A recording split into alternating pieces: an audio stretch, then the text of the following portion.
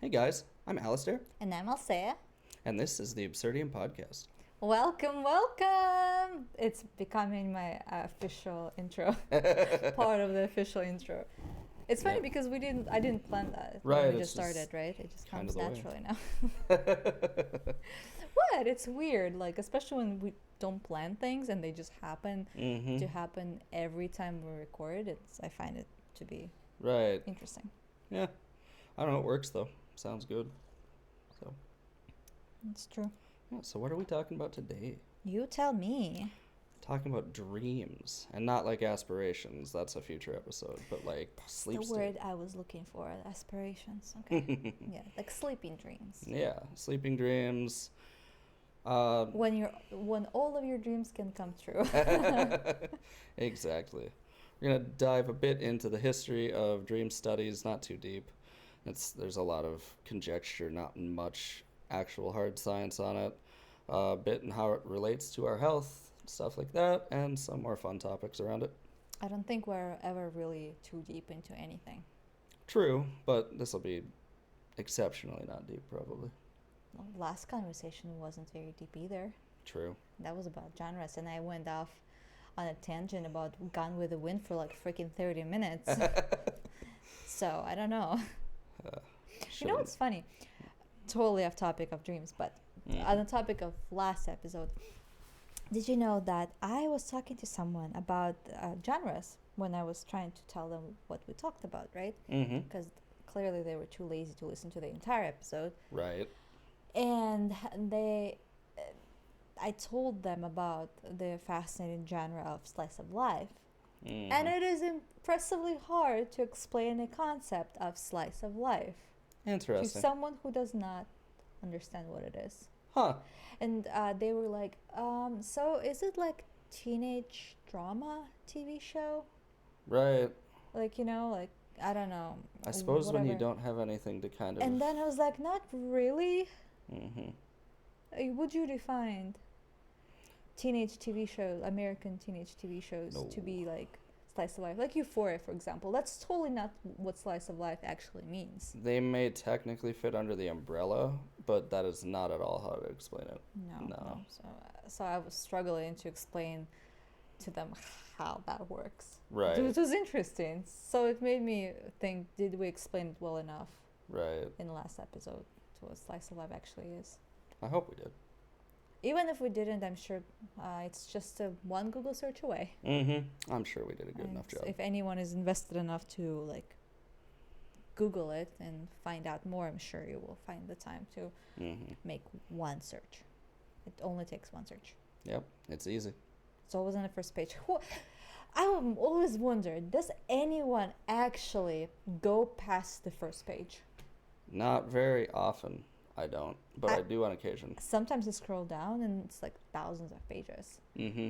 How often do you go? I don't think I've ever been on a page past first one in like a decade now.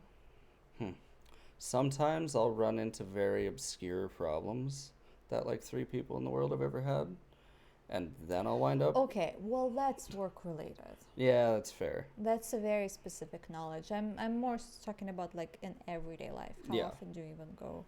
Maybe I'll make page 2. Right. Mm-hmm. I might, just for the fun of it, go out of my way and click a random page just to see what happens. Right. I'm sure it will take me to the dark black void. That's where all the fun happens. No, I don't think so. Be careful on the internet, folks.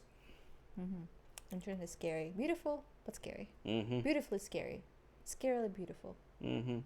scary, beautiful. However you want to twist it. Yeah. Anyways, please. Okay, so what would you describe a dream as if you had to describe it to someone who'd never heard of it before or who had never dreamed? Am I putting you on the spot a little bit? No, I'm just thinking that I will have to learn, I don't know, how to speak insect or something. Right. That would be literally the only. Well, I know pets have dreams because I see my cat and my dog making noises, so obviously they're dreaming of somehow. See, it's interesting. Mm-hmm. I read that it's never been confirmed that pets dream. It's believed that they do because you can see them going into like REM sleep, Mm-hmm. like humans do, Yeah. but it's never been confirmed. Well, it's only because they cannot speak. That's pretty much it. But Yeah. also, scientists in general don't know why we dream. Mm-hmm. So confirming anything in pets would not be possible because we don't even know why we dream as humans, and we can Right. confirm that we're dreaming. Mm-hmm. Like, people can come back and tell, and obviously people who ask questions, they also dream, so they obviously know what we're talking about. But with pets, you assume they dream, but again, we don't know the reason behind why we dream, so we cannot confirm anything. Right. That's fair. For all we know, we can collectively hallucinate Yeah. Maybe that's what it is. once in a while because we eat chocolate, for example. Who knows? Maybe people did not dream before chocolate was invented, Wouldn't that be something? and we're just all druggies. I don't know. When did we invent chocolate? I have no idea. That was not the subject of my interest. Fair enough. Or maybe it's in meat. Mm. Or maybe it's like in lettuce. Ugh. Or in something that everyone eats. Like there are vegan, vegetarians, Right. and other dietary Yeah. restrictions. Or Or maybe it's something to do with the planet. you know what? It's water. I Mm. bet it's in water. Yeah, I could see that. I mean, listen, it can be oxygen. We don't know what oxygen does to our body. It kind of, Right. do you actually know about oxidation? I mean, I know oxidization in like metal rusting. Oxidation. Well, yeah. Mhm. Well, or apples. Have you ever seen apple go brown Oh, when yeah. you cut it, and that's what happens, right? Yep. So, who says that oxygen does not do it to our bodies, and that's why we age and die? I'm pretty sure it does. I've actually read. Study about Yeah, it? I read. It's been a while, but I did read something about that. About it was a theory that if we could somehow isolate ourselves from exposure to the open air and not die, we would not die. Potentially, we wouldn't age. Well, we have iron, we have metals in our blood. Mm-hmm. What if oxygen goes in chemical reaction with our blood Right. and Hmm. oxidize it, Yeah. and Could that's be. why we age and Yeah. Huh. die. That's wild. How did I get to this point? Oh yeah, lucid dreams. So maybe it's oxygen. Maybe it's like we're literally breathing gases in. Gases can be hallucinogenic. Yeah, they absolutely can be. I mean, that's a very much of a stretch, but like we never know Mm-hmm. since we have no proof of anything at this point. That just that it happens. Right. Since we're on the topic of death, Oh yeah, how cheery. Oh, we went from dreams to death. How just they both start in D. right, just kind of reminded me of the whole like, there's accounts of like people who are on the brink of death. Their whole life flashes before their eyes in a kind Yeah. of dream state. Yeah. I was actually talking to a buddy about this a couple days ago, and it's like, what if we are right now living our lives through that flashing before our eyes dream state? Isn't it supposed to happen like super quick though? I mean, it can, but I feel like it would. All our life is maybe a metaphor for like key parts of our life flashing before us, like the happy memories of, I don't know, children being born, getting married, birthday guess. parties. I don't think you literally relive every mundane second of your existence. you don't know though. Maybe you do. I mean, I you know, hope we don't. I don't want to like count how many times I went to sleep or brushed my teeth or like had my breakfast. Fair. Like, come on. yeah. I mean, perception of time changes when you dream though, so it's possible. Well, time is a very interesting concept to begin, which we will have a conversation about later, Mm-hmm. because that's too loaded for us for a dream discussion. Yeah, a little bit. For like time in dreams, totally different. Mm-hmm. Who says that time in dreams doesn't exist? Totally time. That's why time is so peculiar, because time is all perception. Why? Right. For sure. Time like also warps itself Mm-hmm. like any other forces. Yeah, we talked about that a little on the perception episode, but yeah, it's time flows at different rates depending on how you perceive it, what you're doing at the time. It's interesting because studies was done, and scientists actually believe that when you feel the time is stretching for you, it actually does stretch for you. Mm-hmm. And when time flashes like that, it does truly flash, Absolutely. because it's time. It's not linear. It doesn't go in Mhm. one way for everyone. Right. Yeah. We all reach the same end, but not at the same rate. Yeah. Yeah. Fascinating. Fascinating. That was deep. Yeah, I didn't expect our dreamy conversation to go deep in the realms of death, time, and space. That completely threw me off my thought process a little bit. I didn't I'll be have a honest. thought process. I'm just winging it. Oh, I'm envious. Why? I don't know. It seems easier that way. You didn't see, but I had a massive eye roll. I almost felt like they just popped out. I saw it. Good. It was for you.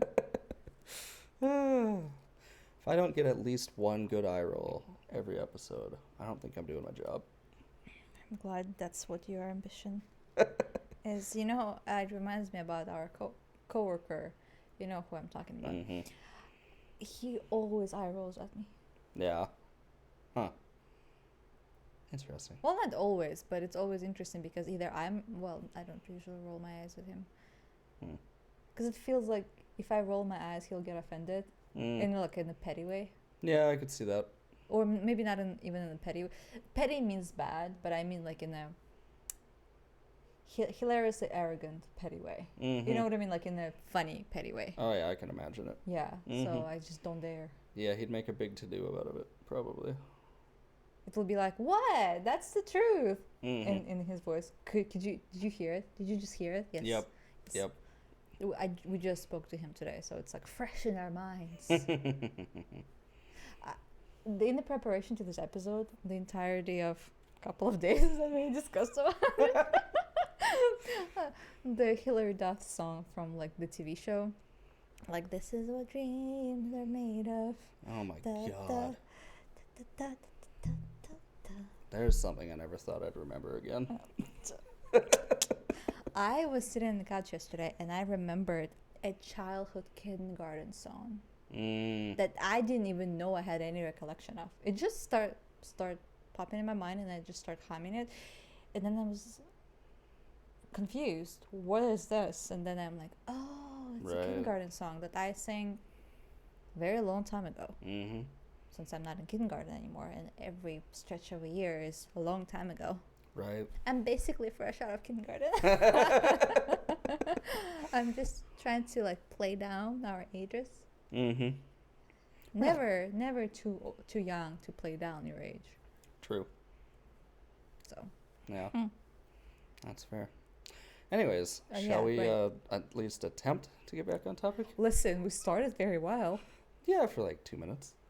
2 minutes, you're overestimated. It was 2 seconds, 30 seconds at most. Okay, but right. please continue. Yeah. So back to the question of how would you define a dream to someone who had never heard of it? Let's rephrase it so it's a human being who speaks the same language as you and understands the same concepts as you, but it's just somehow never dreamt Wow, or heard of it.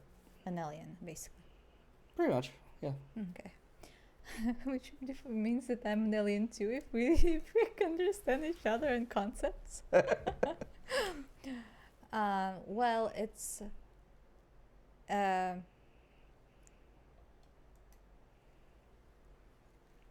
I don't know, movies you see while you sleep. Imaginary creations your brain does when you sleep. That's a very interesting way to drink tea. Over a microphone? Yeah, you just went like this. You could have done like this. Don't have many alternatives. I mean, I guess it's... Yeah. Okay. I'm left-handed. It's not natural for me to grab with my right. You should have... Oh, right, you're lefty. I always forget about that. Mm-hmm.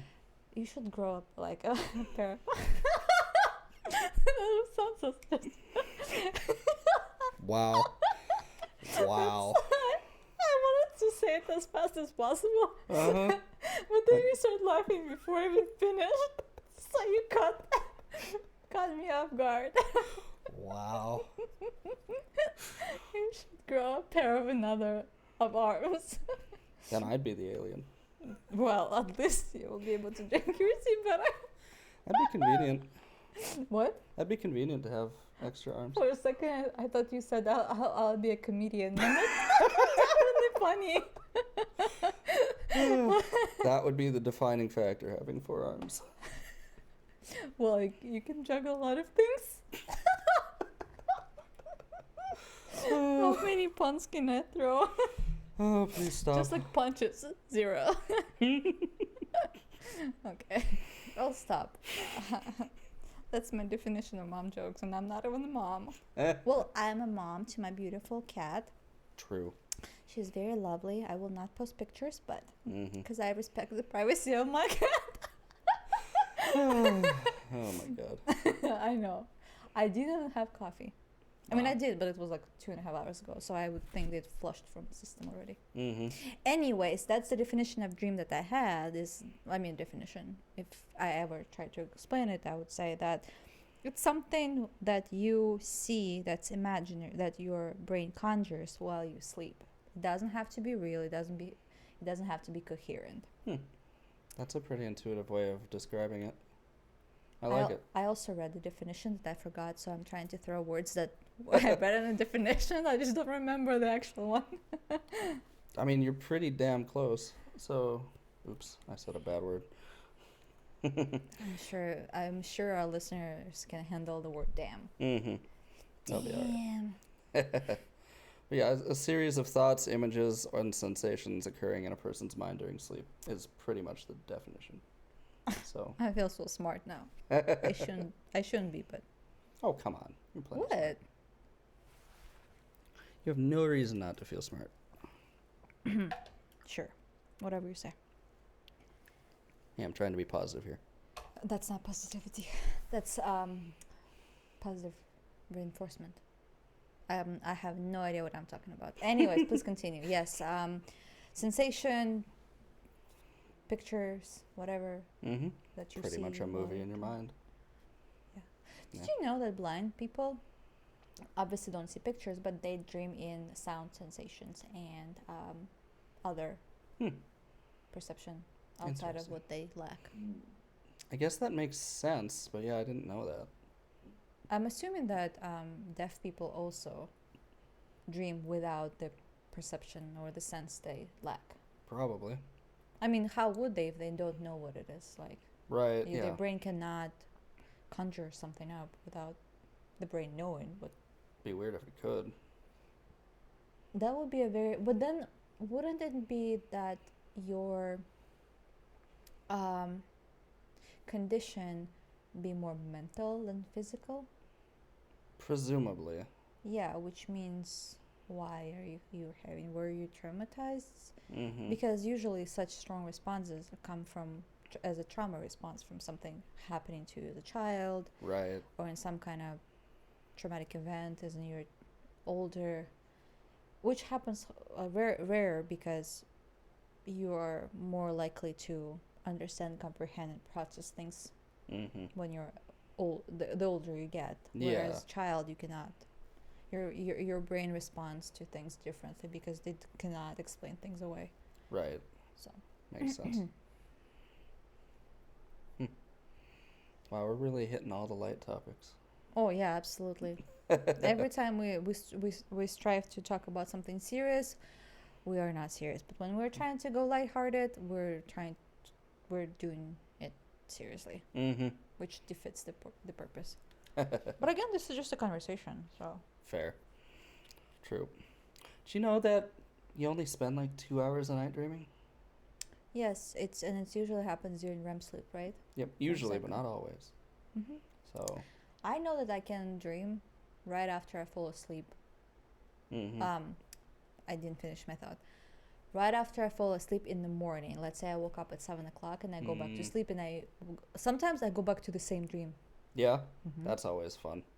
And sometimes when I wake up from a dream that it's not pleasant, I wait for like 5 minutes to wake up just enough for the dream to go away, to go back to sleep, and hopefully not go back. Right. Like I have a system. That's how often it happens. Huh.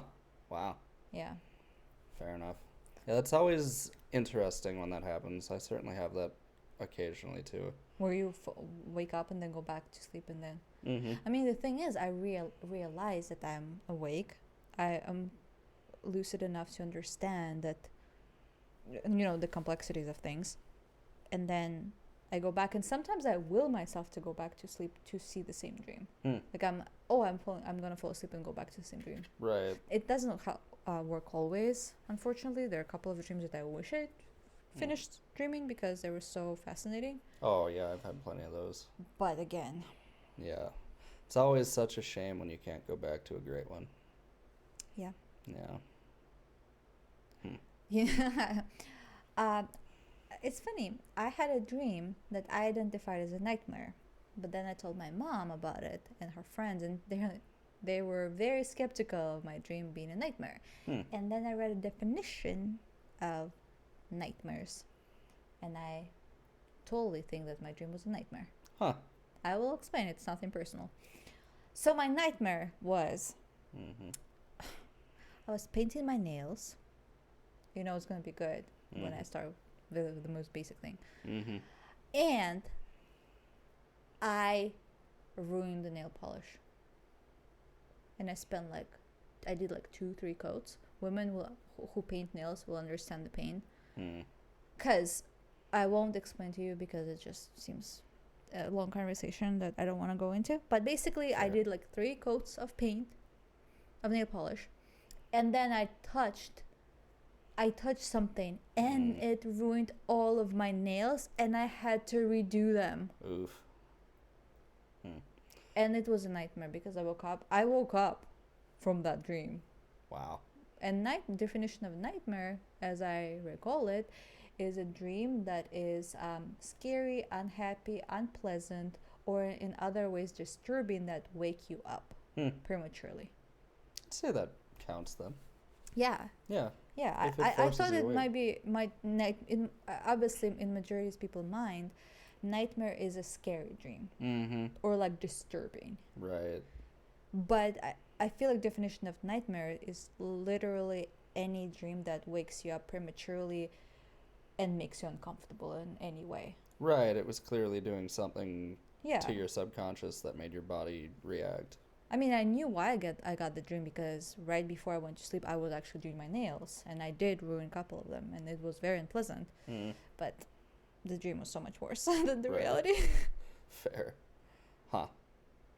Well, I certainly can't identify, but I Maybe sympathize. you should try painting your nails and see how far, well, after reading the instructions how to do properly, because I'm sure if you don't do it properly, you will make it not last long enough.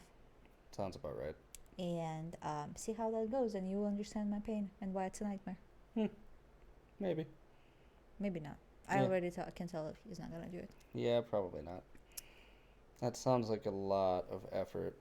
Basically, okay, I'll have to explain it now to someone who does not know, who is listening, and you, Aleister, obviously you don't know what it's like. But ideally, you have to put the base coat down, which is a clear coat of nail polish that helps bind the next layers of paint. Right. And makes it stick better and also maybe stay longer and maybe retain the color better. So some nail polishes, you know how you paint a wall?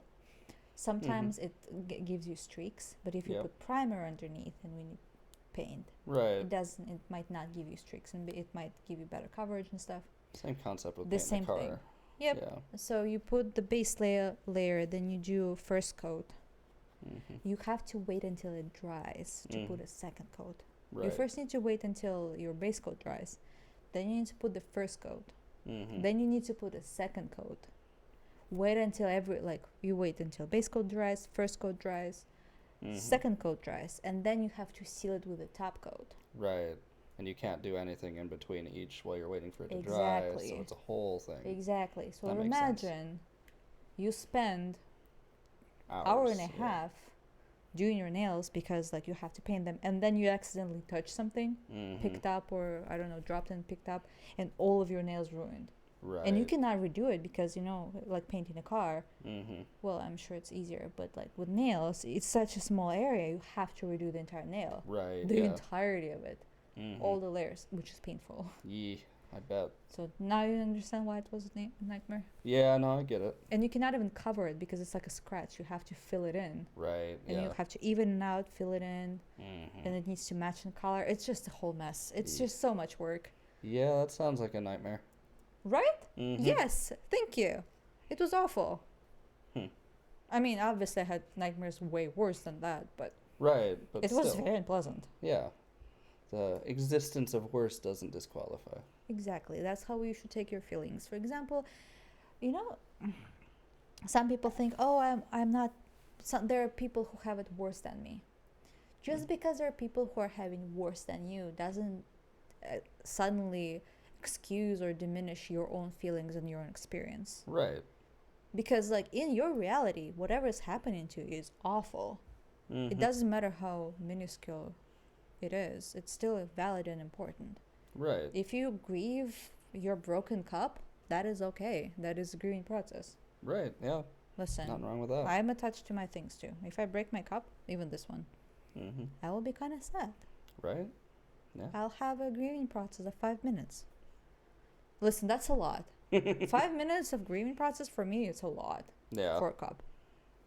Fair. Have you ever seen me grieving for anything for longer? No, you get over most things pretty quick. Unless I'm annoyed, then it's a whole day ordeal. Right, but that's a different thing. But that's not grieving. Yeah. It's just being annoyed. And I'm almost annoyed all the time nowadays. I have noticed that. What? I'm not going to explain myself on our podcast. I wasn't expecting you to. Good. Anyways, dreams. Continue, please. Dreams. So, anyways, back to the whole how long timing is for it, like the whole 2-hour thing. It's interesting that it's believed, I believe it's been studied and found that you kind of dip in and out of REM sleep throughout that process. So it's like you're probably going through maybe 5 to 10 dreams a night. And you're only remembering probably the last one, generally speaking. I can see that happening. Yeah. Yeah. Because time in dreams goes so fast. But also, did you know that there is a belief that if you die in your dream, you die in reality? Oh, I've heard of that one, yeah. Yeah. But some people contract that with, not contract, but counter prove it that, I die all the time, but does your conscience die? Right. Because being stabbed, or I don't know, in whatever way you die, do you actually die? I think you wake up before you die. Right. Usually. That's an interesting one. I've never died, but usually all my nightmares, I wake up right before the bad thing is supposed to happen. Right. I have quite a few of those where either you like fall off a building or like some other thing happens and you just snap awake right at the end. But I've had a couple where I would consider that I did actually die. Oh, you know what is also actually believed in? You know how blind people cannot see actual pictures and only see other sensations? Yep. I mean, experience other sensation. I think the brain cannot come up with an idea or an experience that we did not have. That sounds about right. And since we never died actively or actually, our brain cannot come up with that. Right. Since we've never experienced that. Same as you can't dream about people you've never met. Yes, because there's a study, there's a belief, you cannot really do a study, there's a belief that every person we see in our dream is a person that we've seen in reality. Even if we even didn't register them or didn't even remember, our subconscious remembers every single person we see. Because when we walk outside, in a store, in the mall, anywhere really, we see people, even if we don't consciously look at them. Yeah, the brain still sees it.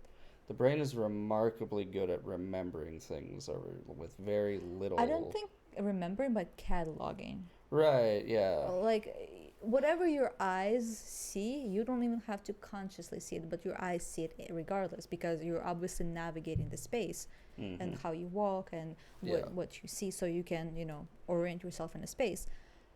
So your brain catalogs everything it sees and thus later provides in a dream. And you might not even be aware of that you met this, I don't know, blonde man walking in Target and grabbing, milk. It's not necessarily a memory as much as kind of just like an imprint or something. Yeah. Sort of. And the thing is, I never remember the faces of people I see in my dreams. Yeah. Unless it's someone I am very, very familiar with. Like my Right. family, my friends, obviously I will remember. Right. But even then, their faces are not specific. You just know that it's them. Right. I just know that that's the people I'm dreaming about, but not really. Yeah, you can't like pull an see image them. into your head. Yeah. I think I have a better image of like what's happening around than the Mm. people in them. People are always vague enough, like an idea Right. to me. Yeah, that's fair. Like I might see their bodies, but I won't see. Like I've seen my mom die in my dreams, like many, many times. Right. Yeah. I don't think I remember how she looked, but I remember the concept of her. Right. Yeah. I think we've all probably been through that to some extent or another. So. What do you think the worst kind of dreams?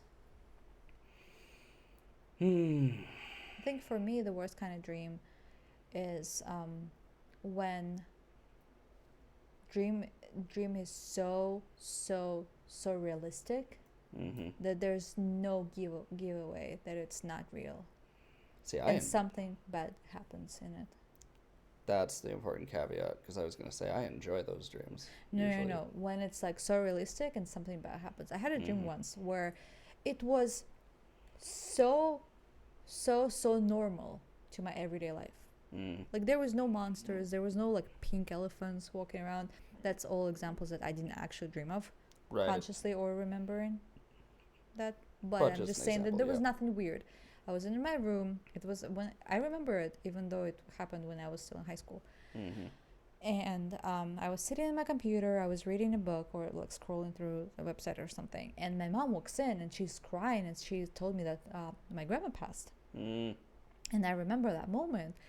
And I start crying with her, how I haven't seen her in a while, and that like I felt terrible that I didn't get to like speak to her and like, you know.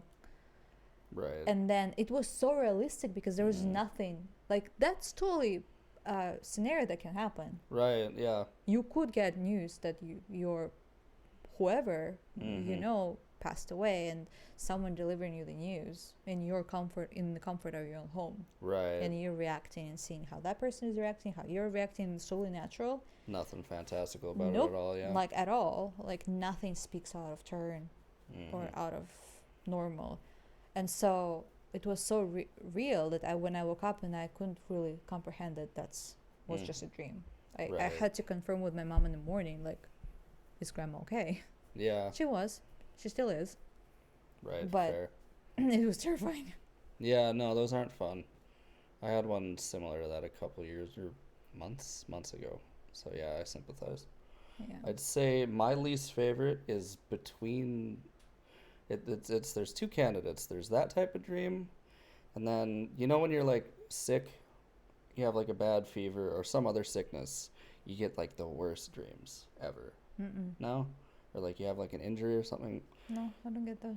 So you know, a couple months ago I had that injury that like I dealt with for. Oh yeah, I remember. So that I was sleeping terribly with that. Yeah.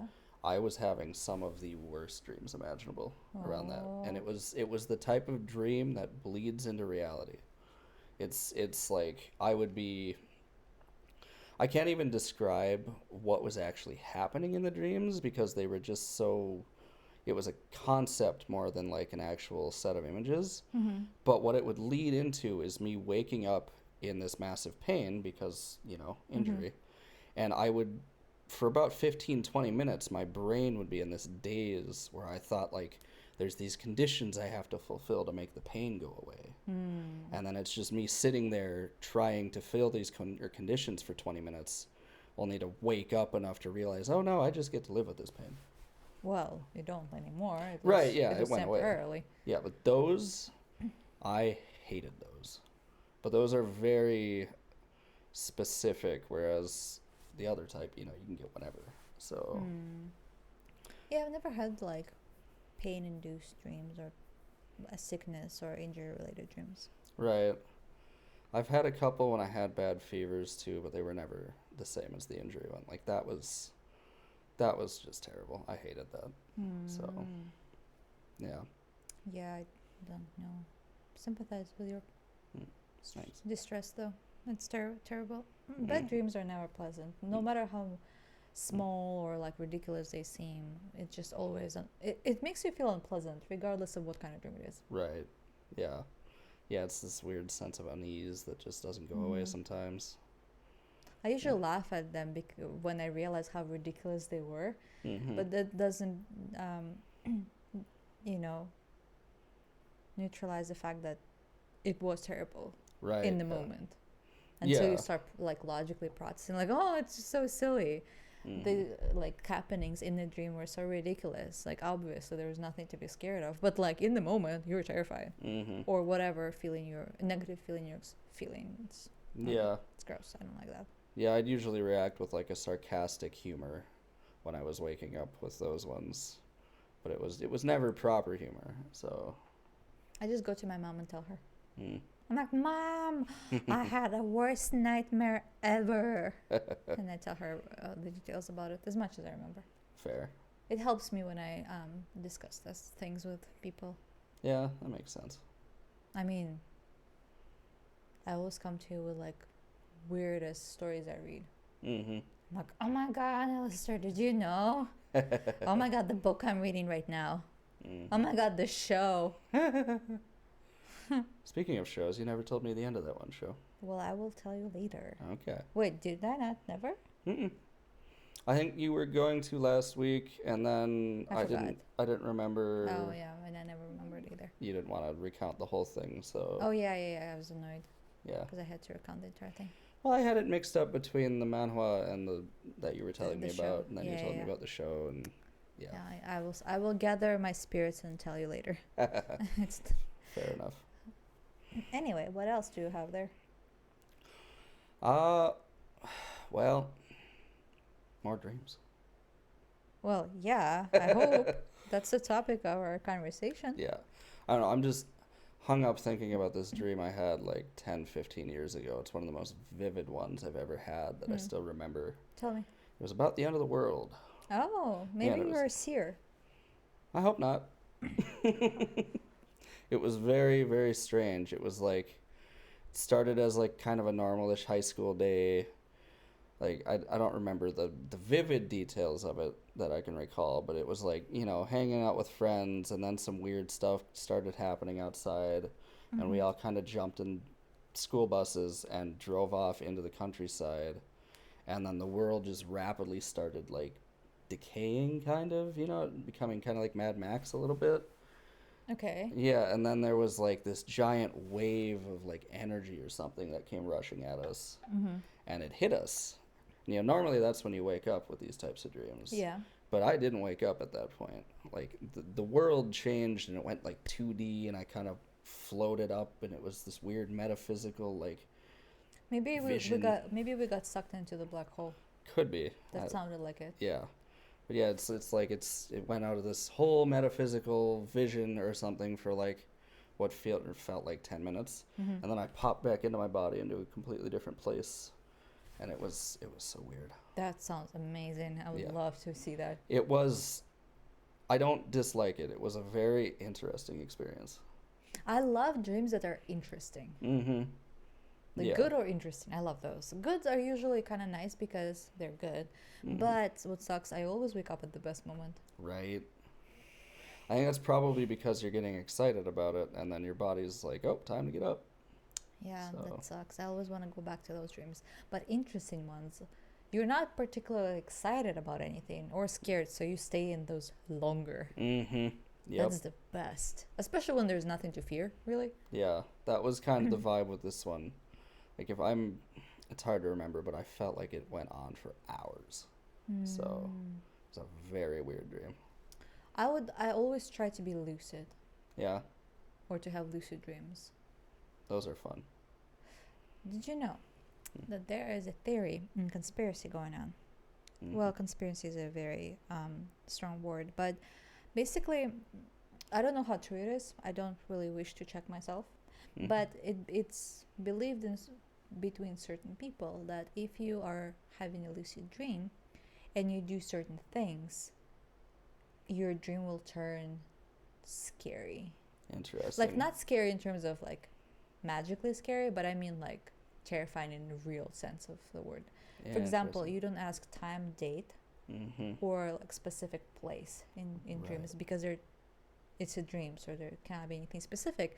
Mm-hmm. And so one story that I read, I don't know how true it is. It's all speculation. I just pulled it out of some posts on the internet, so there's zero credibility. But I found it fascinating as an Right. idea. So basically, the person did that. She managed to have a lucid dream. She had, lucid dreams is when you realize that you're in a dream and you're controlling it. Basically, you are like, oh, I'm in a dream, I can do whatever. Right. So she had a lucid dream, and she went to the nearest person, and she like, oh, what time is it? And the person went like stony and be like, I cannot tell you. Ooh, that's spooky. Like, you should not be asking that. Mm-hmm. And like, it turned creepy. Oof. That's why I would never want to check. I really don't want to check. Right. Yeah. If that's true, it's creepy. I don't want to experience that. I don't know what it leads to, because then there are too many implications that I don't really care to find out or think about. It's too terrifying. Jeez. And if it's not true, the idea of it being true is more terrifying than me checking and proving myself wrong. Right. You know what I mean? Yeah. Would you go off and check that? No. Would you go off and have a lucid dream and go off and ask person the date and time? No. No, at the very least, my rules to dreaming when I realize I'm dreaming, which is rare, but when I do, it's you do not read, you do not look at the clock, and, well, that's about it, really. Yeah, the rest of them are just fairly like, variable. just do a crazy thing. It's a dream. You're Mhm. allowed to do whatever you want. Yeah. I don't know, ride a pink unicorn. Have you ever been able to fly? Yes. Yeah. I had a dream where I actually flew consciously because I knew it was a dream. Right. Well, it was semi-lucid. Fair. Do you remember the process? Yeah. Yeah. Have you ever did it? Oh, yeah. How did you do it? You tell me first. So for mine, I'm not able to just take off and fly. Okay, how did you? I usually have to either be running really fast and like dive into it, and even then it barely works. Like I catch it like this far off the ground, or I have to like jump off a building and commit to it, basically. Oh, mine was very much more simpler. Yeah. I could just be standing still. I couldn't like just Superman it either. But what I did, I would just be standing and I would dive into the ground itself, and I would like, you know how you standing, and I would just do like this, and then I would get off. That's kind of what I would do too, I guess. But I didn't have to jump or run. I don't know I if was I very actually. much stationary. I might be confusing something with the running because that description sounds exactly like what I do, other than the jumping off the building thing. But like the just falling into it, like that's. I would not be falling into it. Right. I would be diving into it consciously, not just fall into it. I would be diving into it. Like the motion would be, I would be physically diving into the air, into the ground. Yeah. Yeah, falling into it was the wrong term because that's pretty much exactly when I think of it. That's exactly what Did you comes to know mind. that it is pretty much consistent that you only fly when you grow? Interesting. I had no idea. Well, when was the last time you had a flying dream? Last time I had a lucid dream in general was probably 10 minutes. Flying dream specifically. I don't know specifically. A year or two ago, maybe? But usually it's when you are physically growing. Teenagers and children have a lot of flying or falling dreams. So when you're falling, when the sensation of you either flying or falling, that's when you grow, like physically. I don't know. That's what is believed. I don't know if it's true or not, but the correlation is usually it's teenager and children. Interesting. So purely physical and not like a character growth kind of deal or anything? Usually when it's like you're physically growing. Interesting. Huh. I mean, I don't know if it's true, but like... Right. It's very much almost like a... Very interesting if it is true. True theory that a lot of people believe in. Right. I mean, that would kind of make sense. I had a lot more flying dreams when I was a kid than I do nowadays. So, yeah, interesting. I mean, maybe we get flying and falling dreams when we grow horizontally and not vertically. I hope not. I would relate to that. So you say you try to lucid dream? Well, You said like it's a drug. You're like, did you try lucid dreams? Like it's an experience. I can get you stuff. Well, I mean, I know there's like things you can do to kind of potentially help trigger it. So I don't think I really ever tried consciously to like lead to lucid dream. It's more so I might have had a lucid dream like once or twice in my entire life. Fair. Just because I don't really, first of all, care enough to try to trigger a lucid dream. So yeah, the only time, the one time I remember having a lucid dream, because I tried it specifically in a dream, and that's why I remember so vividly, because consciously tried. I realized, well, actually I had it twice. I remember twice. I remember, I don't know, obviously it was a dream, so I don't remember how and why, but I was by the train tracks, and train tracks, and there was a train stopped right in front of me, and I realized that I was dreaming, and I don't know why I realized I was dreaming.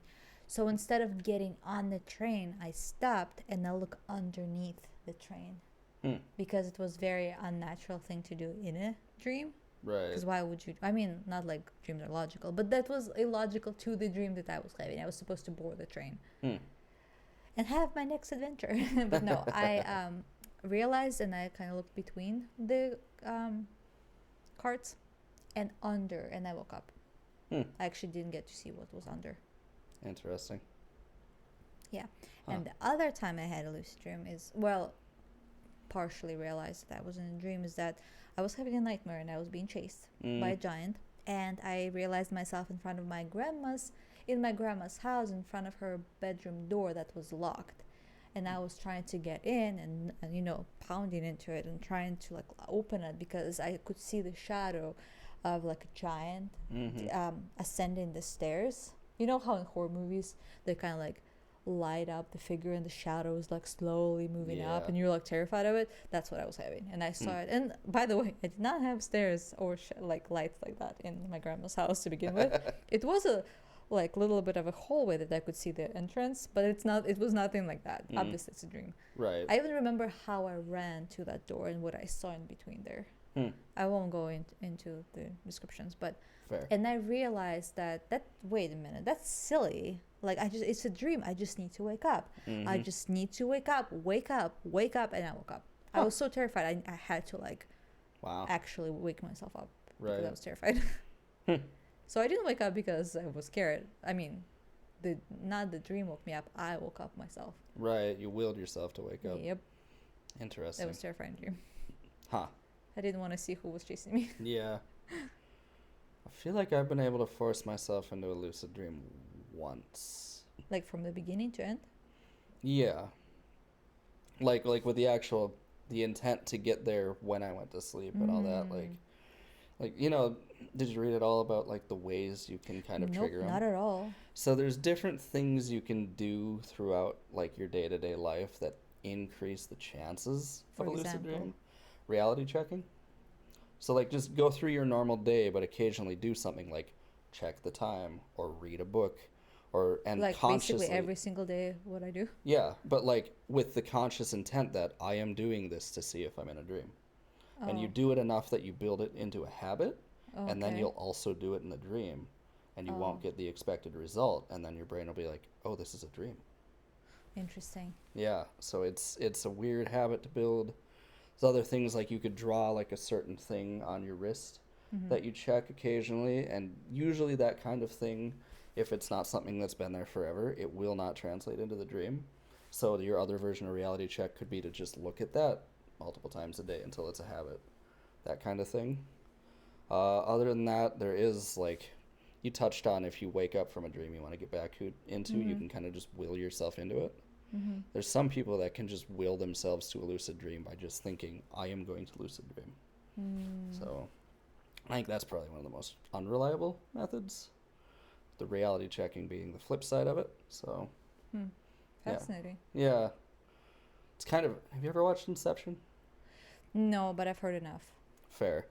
So they have the weird little things. Coin or thingy, That's basically reality checking. And if it doesn't fall, it's a dream. And if it does, it's not.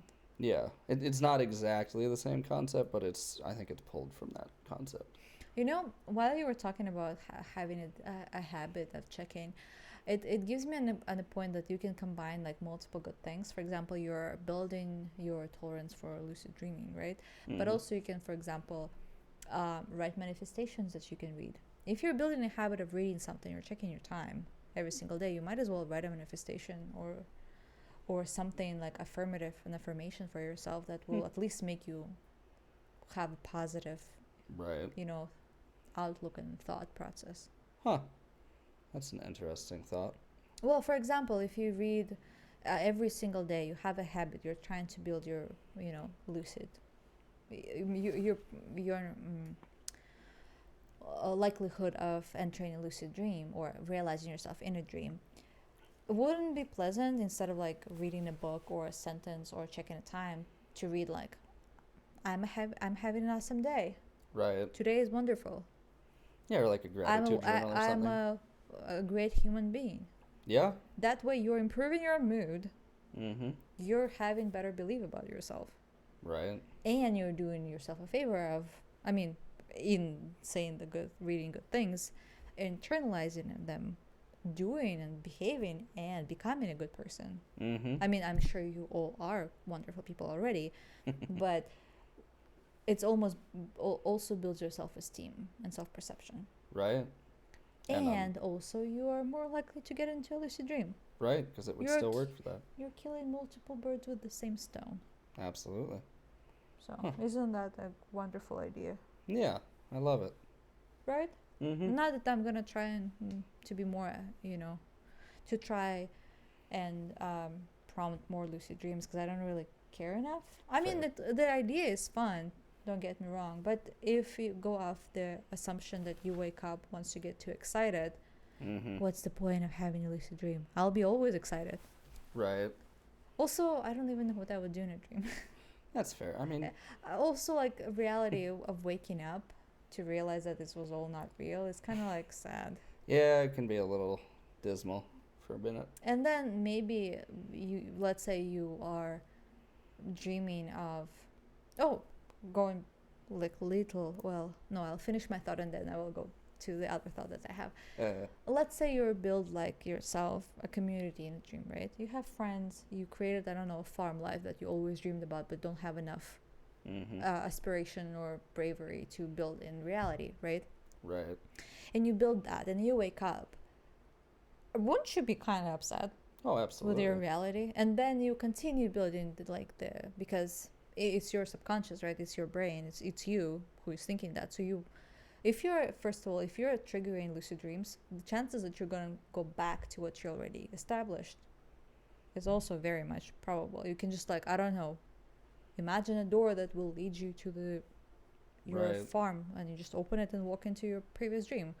I mean, what stops you from that? Right. Very much happening. You already know it's a dream. It's I can imagine that would work. Exactly. So you're building on top of what you already built. At what point would you now want to wake up? I bet you'd reach that point at some point. Very quickly. Yeah. Huh. I do have a thought on that, but I don't want to talk over your next topic because it's probably a bit of a...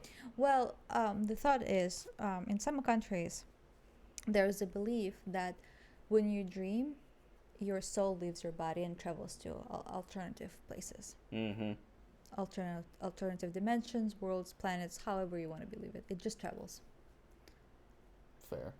That's why probably where all of the fairy tales and magical things came through dreams and, because how else would we think about all that stuff? Right, you know what I mean? For sure. So your soul or your consciousness, however you want to see it, travels. That's why they believe in certain cultures, they believe to not put mirror where your bed is showing because it can capture your soul and hold it inside. Right. Because there's ton of different superstitions with mirrors, tied with mirrors, because they believe that you are not supposed to look in the mirrors from a house or a room of the dead person where the person died, because that's probably where the soul might have gotten. So you have to cover the Right. mirror, so no energy, nothing can like, because that energy of a person passing is so unique that a lot of things can be attracted, and usually mirrors believed to be portals to other worlds.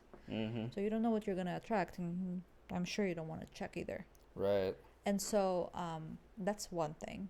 And then so if you die in a dream, it's your soul dying, so you Mm-hmm. will never go back. Right. Huh. Or it's not that your soul is dying, because technically souls, if you believe in souls, souls are immortal, so you cannot die. But their connection to your own body is severed, so you Right. cannot go back. That makes more sense. Yeah. Yeah, and Huh. that's why they believe to not take pictures of people who sleep in some Mm-hmm. countries, because apparently you're That- kind of deterred. It's like a little mirror. You're Right. capturing someone's state of dreaming. Yeah. So you're kind of like disrupting something in Capturing their body in one state when their soul's in a different, Yeah. and it severs the link or that. something. Or something like that. Right. And also that's why it's advised not to wake up anyone, like, unexpectedly, because the snapping of back is like a rubber band. That's fair. That's all believed. Obviously, it's not proven, nor is it scientific, but Right. Yeah. superstitions and stuff. Huh. Interesting. So that's why I was like, well, if your soul or your conscious is truly leaving your body and traveling someplace else, and you're building your reality someplace else, Mm-hmm. how real is that reality? Right.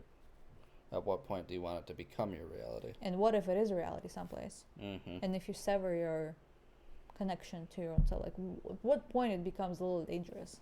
Right. Like, mentally, too, because don't you think that messes up with your mental state? Oh, it absolutely If you're does. having too good of a time and you're going back to your gray reality, or however you want to call it, because I would assume that you want to have lucid dreams outside of obviously magical things and like flying and unnatural human experiences.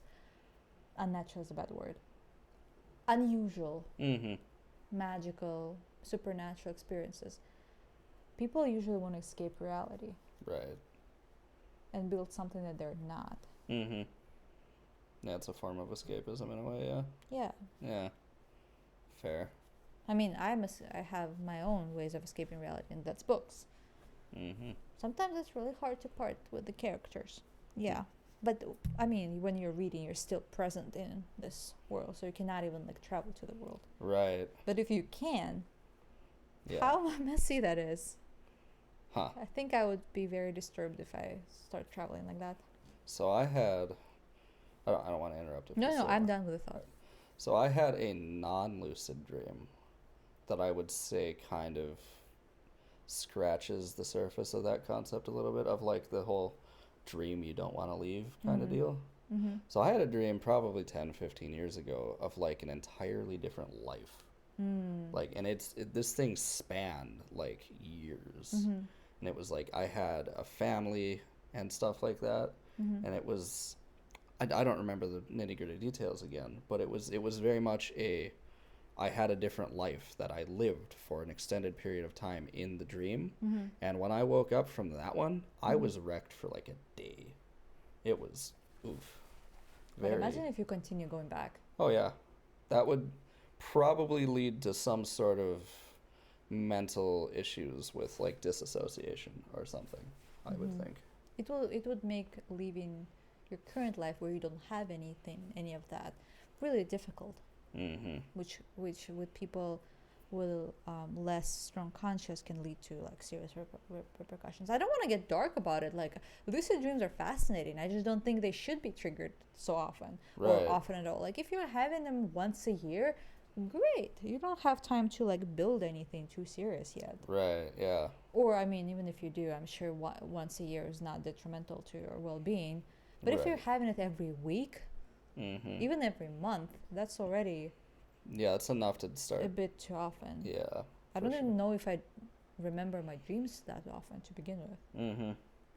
Like, yeah, I was down in the dumps enough about it for having it once. Luckily, I never went back to it. At the time, I didn't feel lucky, but now I kind of do, because it's like that could have been bad. So. I mean, it does definitely seem like it would mess you up. Mm-hmm. I had one dream that I absolutely loved. It was very short, and I woke up at a very unfortunate time when I was enjoying it so much. Mm. I don't know if you know, but I love taking baths. Mm-hmm. You've mentioned. Yeah, I think I told you about that dream because it happened like last year Mm. or like months ago. But basically, the premise of the story is not important, but I was in a luxurious hotel room with an absolutely amazing bathroom and the bathtub. And they had a whole they had like nightgowns for me to choose from, like a whole like luxury experience, like a whole mini store. They had shelves upon shelves with different scents of bath bombs and like lotions and candles, everything that you can possibly think of making your bath experience and taking a bath experience as magical as possibly can. There were fruits and drinks and other snacks to go with it. That's what I do when I take a bath. I prepare I go full in because that's one of my favorite experiences. Right. So, and yeah, and I was like so amazed, and I didn't even get to choose the scent of the salt that I was gonna put in. And I woke up. Duh. I really wanted to go back to the dream because it was such a magical experience. And yet I didn't get to choose my nightgowns, unfortunately, either. I started filling the bathtub, but that was about it. Oh, that's a shame. I didn't even get to eat any of the strawberries that they had. Duh, man. Bath bubbles and like other stuff. Didn't get to choose anything. That sounds like it would have been positively splendid. It was. I will need to make it into reality to feel better about myself. There you go. But yeah. But it was a dream and it was all for free. Fair. It was great. I want to have that kind of experience every Friday. So yeah, that was. I don't think I ever had a dream where I did not want to come back unless it was that one particular. Fair. And I wouldn't even mind if I woke up after because I got what I wanted. I got my bath experience. Right. Like with the bathtub and food, and I would be happy to wake up because I'm like, listen, I don't even have to take a bath. I just want to well, no, I do because it's warm. It's hot water, bubbles. It smells nice. You eat food. You drink your favorite beverages. Right. Doesn't that sound magical? Oh, it does, yeah. Oh my god. Yes, I'm still bitter about not finishing that dream. I can tell. Yeah. That would be my lucid dream. I would just take baths. There you go. Listen, whatever makes me happy. I would go back to the luxurious bathroom with a tub and nightgowns and salts and bubbles and food. Can you tell I'm hungry? I'll eat later. Yeah. But yeah, so. Does sound pleasant. Yeah. What kind of life did you have? If you don't mind sharing. I would just call it kind of like a normal suburban American life. There wasn't anything flashy about it. It was just like a normal happy life. Not that I don't have a happy life now, but like all the bells and whistles, normal happy life kind of deal. Like a house, a tree, a dog, a kid, a minivan. Yeah. Well, sans minivan. I'm too much of a gearhead to drive a minivan, even in my dreams. But okay, fair. Other than that, I'm sure it was like a really nice SUV. Something like that. If you have kids, you probably need more than a sports car. Yeah, I can't really fit a kid in a Ferrari. It will be hard. As long as, until they're old enough to be in your front seat with you. Right. But that's a while to wait until a sports car. Yeah. Yeah, fair. No, I would want to go back, and I would feel really sad if I had like a magical dream. Yeah. If I lived in a magical world, and then I suddenly woke up and. Oh boy. I don't think I would cope well. That would be tough. Have you ever had a magical dream, like where you can do magic and that kind of thing? I didn't have a magical dream, but I had a magical motif. But it was not a pleasant dream. It was kind of nightmarish. Huh. It was very interesting. I was like almost. It was almost like a novel. Interesting. Yeah. It was such beautiful. It was very picturesque too. So beautiful. But it was not a pleasant dream because it didn't have a good. I know what I was dreaming about, so it was not a pleasant dream in its own, but it was beautifully made. Like a freaking paintings. Huh. Interesting. It was beautiful but scary. Right. Unpleasant. I would want to go back to certain parts of it, Mm-hmm. to the supernatural, but the dream itself was not. Right. It was too. It was not happy dream. Beautiful, but happy. No, but not happy. Right. Yeah. I had a dream I could do magic once. Are those old dreams that your brain just conjures? Yeah. Without being lucid? Yeah. Wow, fascinating. I have mundane dreams then. I'm kind of surprised you don't with how many books you read, to be honest. Maybe because I fulfill my desire to have magic in books. I guess that's fair. Maybe I'd like toe the line perfectly where it's enough to think of, but not enough to where my Well, brain's the satisfied. thing is, I don't know. When I was researching the topic, it said that there's no real correlation on how you get and why you get certain dreams. Mm-hmm. But I've noticed that I get dreams oftentimes about the subject that I thought last before I fell asleep. For example, the nail polish thing. That was literally one of the last things I was thinking about before I went to sleep. Right. Like consciously thinking about. I'm not talking about like I have to brush my teeth and wash my face for my makeup. Nothing like that. But like, oh, I need to be careful about my nails. And I thought about them long enough because I literally did my nails the same evening I had the dream. When your brain's properly dwelling on something. And I did mess couple up. So I dreamt of what I was thinking. And I've noticed a lot of patterns like that where I would be thinking, I don't know, about a fire, and I had a fireplace. Right. Usually it's not nightmares, it's just mundane dreams. Right. Well, not so mundane, but fair enough. On the subject that I had before I went to sleep. So maybe when you watch or see something, you think about magic and you see magic. I don't know. I don't usually think about magic. Interesting. I think about the relationship and the conversations and stuff. I suppose that makes sense. Yeah. Fair. It's interesting. On the topic of dreams, it's interesting because when I cannot fall, the little tip, I usually fall asleep very quickly. Like I have no problem falling asleep, but when I do, I decorate a house. Interesting. Imaginary house. So I will myself into like imagining walking into the house. It's usually I always turn left, and it's always a sitting room. And so it's usually I even know how it looks. It's usually white couches. It's very light, almost Scandinavian style, like light floors, like darker woods, light furniture. And then I go through the sitting room and go into the kitchen, and I decorate the kitchen. Then if I finished with the kitchen, I go back and I see the hallway, and I plant, and I try to go through rooms. But I usually fall asleep by the kitchen though. Interesting. That's my trick, how I do it.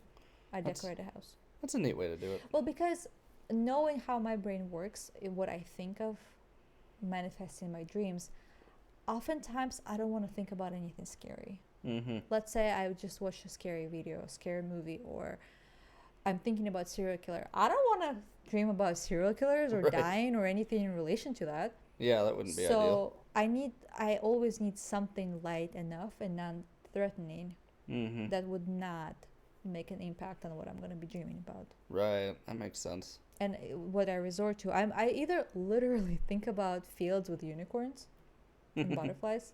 Quite literally, I'm like, that's supposed to be non-threatening and childlike. When you think the green grass, pretty butterflies flying like a unicorn, it's magical, it's pretty, it's non-threatening, it's not gonna like stab you. Now that I have that image, it's gonna stab me, so I'm not gonna be using that image any longer. Unicorns do have that pointy horn. Exactly. Yeah. For protection. But now I ruined my own image. Wow. I cannot go back to that ever again. But that's what I was thinking before. Another mind. It sounds super funny and kind of ridiculous, but it helped me like soothe my brain from right. I mean, hey, scary if it works, thoughts. it works. Especially if you're in the dark and you had like an anxious video or something, you watched a horror movie and then now suddenly you're aware of the shadows and noises. You know that thing when your logical mind like is just a house being old, but then your mind like no, it's monsters under my bed and like spirits are trying to reach me and there's probably a monster or Wendigo trying to like eat me alive or something ridiculous. But like you left the closet open and just enough light's getting in there to kind of put shapes. Yeah. Or you're just imagining someone creeping in and like looking and staring at you from the deepest, darkest moment, like points of your room or outside, God forbid if you have a window open, right?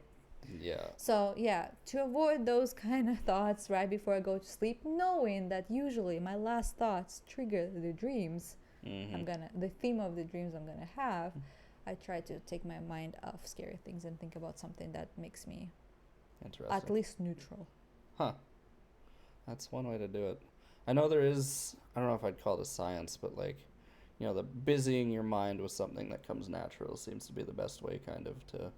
It doesn't come natural. It just, I need to think about it consciously for my mind not to wander off. That's fair. And what can be more conscious than decorating the house? Because you consciously need to think about what you're going to put in there, how the room even looks. Right. One of my strategies is I'll try and like play through old video game levels that I can remember like from heart, start to finish. Oh. So that works decently well for me, or I'll like try and put myself like in the position of like a generic action protagonist or something. Oh, where it's like, nothing bad happens to them, and then usually that translates to the dreams not having anything terribly bad. I suppose that's what the difference why you have more action-packed dreams, because Probably. I try not to think about anything action-packed. Mm-hmm. I'm trying to think as neutral as possible, something that is not active in any sense, because if I'm playing, sometimes I do think about the games that I play longest. And then I have dreams about the games, and I don't want to have the dreams about the freaking games, because it's usually some kind of puzzle. Right. Because I'm a boring person, I do puzzles for games on my app, except one app, and I do usually change them. Fair. Or like Candy Crush, where you have to like change the candies. Like I don't want to dream about that. Right. And sometimes if I think about it too long, that's not what I want to think about or dream about. That's fair. So yeah. Huh. But it's interesting how, but I agree that sometimes, while I was doing research, I also saw that sometimes it's your brain kind of going through, like organizing and, maybe relieving some stress, anxiety through dreams. I feel like oftentimes your dreams also dependent on how your body physically feels. Like for example, while you were sick or during sickness, people have like weirdest dreams because somehow body's trying to like relieve the tension. Yeah. Through non-threatening methods where you keep your sanity. Yeah, there's certainly something to that. The body, like dreams, seem to be some way related to processing certain things. Whether it be external stresses or actual physical ailments or something, like, there's some sort of connection there. Can't say I'm too upset about it. I usually do have decent dreams. Right. It's interesting that they say that if you have nightmares more than a couple of times a week, you might be struggling like from sleep deprivation, because nightmares will wake you up and disrupt your dreams, which is not good. I mean, disrupt your sleep. And sleep is very important for our mental and physical health. Extremely. Yeah. Yes. I don't remember the specifics why it's important, but you need to rest, let your brain rest. Which brings me on a very interesting point of like Twilight vampires and how they never slept. Like, no wonder they're all weird. Like, they obviously like... Yeah. Don't want to offend any Twilight fans. I actually enjoy it as a play, like... I don't want to call it a guilty pleasure because I'm not guilty. I don't feel guilty about watching it. Right. But we can all admit that the relationship between Bella and Edward is not healthy. It's very toxic. Quite. And I don't know how it plays out on your psyche to be awake and with your thoughts every single like moment of your existence for decades, millennia. Yeah, no thanks. I'm good. No, I would want to sleep. Like, I'd need a break. I've also read somewhere a while ago that dreams and sleeping, particularly REM sleep, is part of the process of converting short-term memories to long-term memories. I would not be surprised. But I know that there were experiments and studies done on your body reaction to having no sleep. And it's extreme exhaustion, it's hallucinations, panic attacks, delusions. Right. Once you get past lots of like 48 hours, Yeah. I think you start to feel it Yeah. physically because you are tired, exhausted, and at some point, it's when you don't eat like you don't eat for a long time, you have that full sense of not being hungry, but your body is starving. At some point, like after 48 hours, your body gets into the state where it's so exhausted it doesn't even like Yep. feel tired. Have you ever been so tired you couldn't fall asleep? Oh yeah. It's like that. Yep. Well, your brain is so tired, your body's so tired, you just cannot do anything about it anymore. And then hallucinations come in, Right. and then you become manic.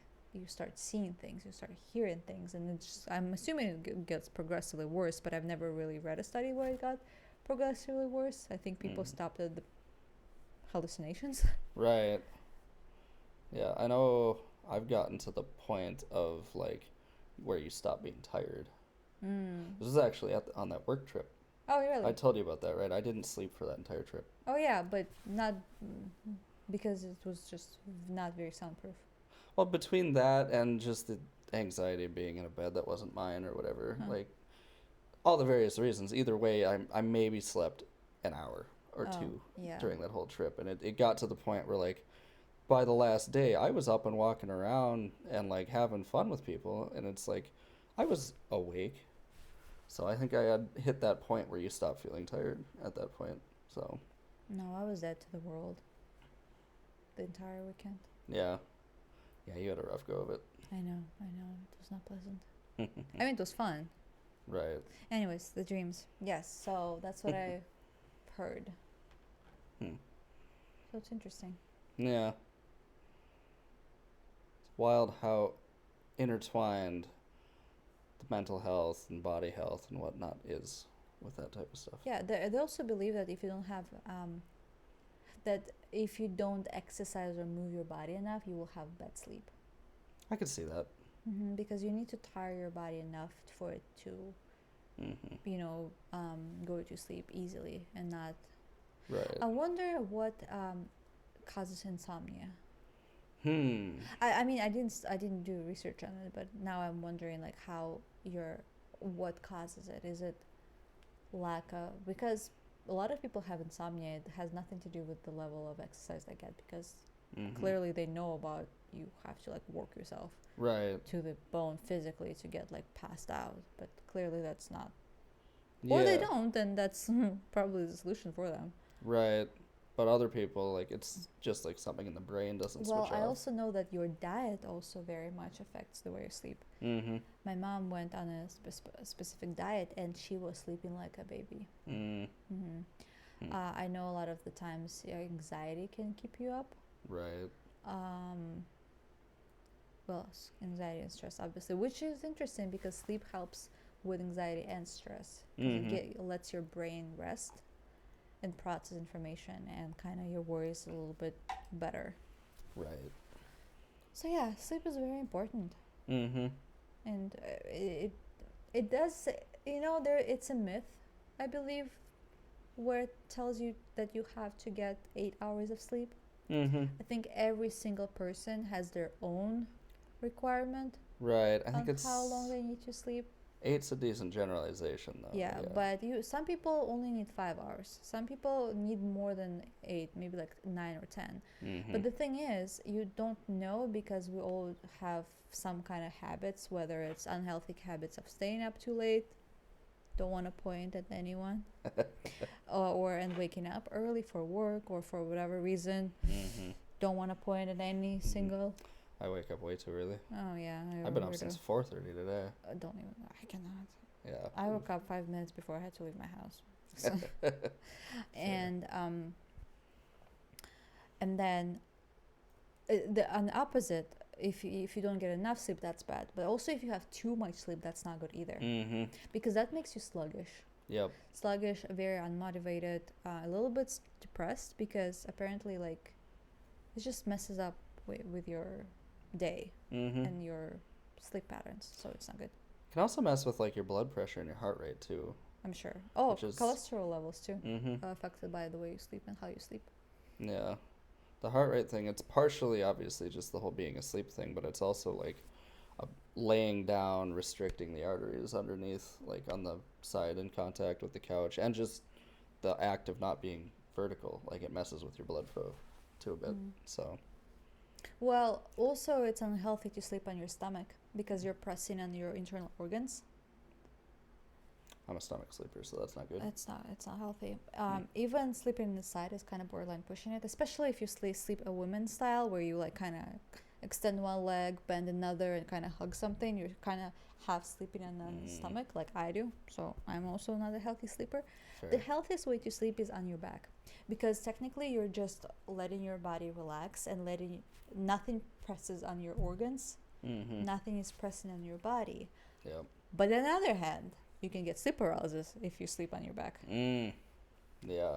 I've heard majority of people who get sleep paralysis, they sleep on their back. But again, I don't know enough about the subject. Our coworker, the one we talked about earlier, apparently has sleep paralysis. Really? Huh. I would have never known. We discussed it last week with our other coworker. Wow. I don't know how the conversation came up. It's Right. always random. But it did, and so it was very interesting. Yeah. I mean, technically, during REM sleep, your body's paralyzed.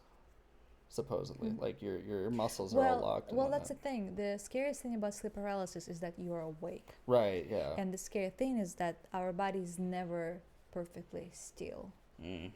Like, we're always moving, twitching, blinking, Breathing like or something. Well, not that you stop breathing, but when you have sleep paralysis, you cannot move. It's you're locked inside your body, and that's terrifying because you've never been locked in your own body. You've never experienced not being able to move, and so that's what truly terrifying. And so apparently some people have like hallucinate. I don't want to make it sound like bad, or I mean it is terrifying, but not in a like bad like, oh my god, you're a psycho. Right. No, it means like you half dream while you're paralyzed of like monsters being around you. I heard. Like your sleep paralysis demon. Yeah. Yeah. I've heard of that. That's spooky. I mean, add to the terrifying notion that you cannot move your body, but also there is a demon. Right, yeah. Also usually terrifying and scary one. Take the fact that you can't move and then add the fact that you'd really like to be able to move. Yeah, and maybe like run away, hide, cover yourself with a blanket. I don't know. Move to the side, pretend it doesn't exist, but no, you're awake looking at the scary creature.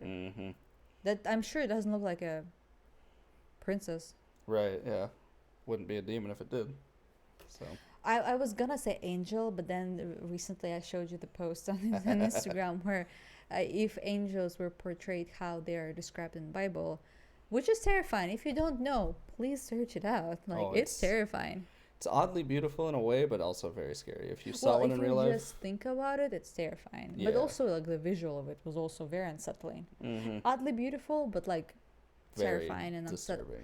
I won't say terrifying, but unsettling in a way that an unnatural thing would be. Yeah. Like, we're very much used to our aliens being at least humanoid-like. Right. These things demons, angels, even like the scary things, even Wendigo and like all the creepypasta kind of stories are all very much human-like. Yeah, they're vaguely or humanoid-like. Yeah. That's what I want to specify. Arms and legs and all that. Yeah, but angels were never supposed to be humanoid-like. Yeah, they're like absolutely foreign. With like thousands of eyes and many arms and limbs and like weird appendages. Yeah. Yeah, it's... The idea is terrifying, yeah. That's surely nightmare fueled. Yeah, absolutely. I mean, it would be very funny to be like, oh, I was dreaming of angels. And you're like, oh, like music was playing, harps were like synchronizing, harmonizing, angels were like coming down. And you're like, no, it was like intense music and the creature just descending from the sky. They tried to suck out my soul. Like a Dementor. It was a white, multi-thousand eyes Dementor. Oh, that was a very weird idea. Now I'll have nightmares for sure. Yeah. Is there anything else there that... I mean, I wanted to touch on... Did you know that there's some people that apparently don't dream? No, what weirdos? Right? It's not understood why. If you're gonna say that I'm one of it and I just like lied through the entire podcast, I would like, I don't know, smack you or something. That would be impressive if you got this far. Yeah, there's apparently people that don't dream. And I don't know, it's hard to tell if it's that they don't dream or that they just can't recall their dreams. Well, it's also interesting on the same note that there are some people who don't think. True. Well, I'm not being derogatory, like, oh, they're so stupid, they don't think. No, I'm saying that they don't process thoughts as usually. Don't have an inner monologue. Yeah, inner monologue, or they don't imagine things. Like, also there's a whole scale of how you imagine it, how precise your imagination is, how like defined it is. Do you think in concept? Do you think in actual, like, you know, objects and stuff? Right. Do you have an inner monologue? And some people apparently don't think, don't have a monologue with themselves. That's so weird. Which is bizarre because how? I mean, nothing against you if you're one of these people. No. That's, you're not weird, but it's a weird thought. I mean, weird concept because I don't know. We don't know anything other, and obviously anything other than what we have, and we might seem absolutely bonkers to you, which is fine. Right. I don't mind being. I mean, weird to someone in a non. When you think about it objectively, we might be the weird ones. We're the ones with a voice in our head telling us what to do. Well, I don't have anyone telling me what to do. Oh, you don't hear those? No, it's purely you. Fair. Oh, there's also level to how much monologue and how much of that you have. I give outside names. of the realm of mental illnesses too. Right. If you have more than two, you probably are a very peculiar person, and I would love to talk to you more about your multiple voices. Hit me up. What? It's fascinating. No, it is. Like, maybe I might talk to myself. That another voice would be me and another me. Right, yeah. If there's a third joining the party, that's a little odd. That's like, I'm like... It's usually just me and me. Yeah. So it's not even like a foreign voice. It's just me and me talking to myself. Right. Being like, oh my god, Elisa, like, you forgot about this. Oh no. Damn. Aleister's gonna be mad at me for forgetting the, I don't know, sweets for the tea party. I don't know. Throwing ideas. That would be the monologue I'll be having. Right, yeah. I'm like, yeah, but like, remember, you were supposed to like write yourself a note. Yeah, but I forgot about it. And you start fighting. It's always a fun conversation. Yeah, I love arguing with myself. It's great. Oh my god. I didn't say that. That sounded weird. Yeah. That sounded weird. Yeah, fair. Or whatever. That's not even dreams. This is what dreams are made of. Da, da, da, da, da, da, da. I don't remember the song. I just remember the chorus a little bit. I'll be able to find it on YouTube if I do want to listen to a full song. Right. I don't even know what song that is. So. And just Google Hilary Duff, Dreams Are Made Of. Oh, right. Yeah, that. And that will be it. It's from the yeah. kids show. I don't remember the name of it either. Because it's been a while that I've seen it last. Years. I don't know if you notice how much I'm trying to like pass along and pass away from the subject of how old we are. You're clearly not helping. I'm not trying to help. No. This is what I have to work with, okay? Why? I don't know. I'm sure we all have people like that where you're trying really hard to be mysterious and then other people are like, yeah, totally. What we did, like, I don't know, bought toilet paper yesterday. You're like, okay. And I thought we'll stop at we went grocery shopping. Mysterious enough to be like, did we get raspberries or toilet paper? Like, for what it's worth, I don't consciously try to bring it up. So are you one of those people who don't think? I mean, I have an internal monologue, but whether or not I think is still out for debate. Yeah, sometimes I don't think either. Yeah, sometimes I think too much. Other times, what? Anyways, we'll be there, and we'll catch you in the next one. And remember, be polite, respectful, and open-minded. Yep. Bye. Bye.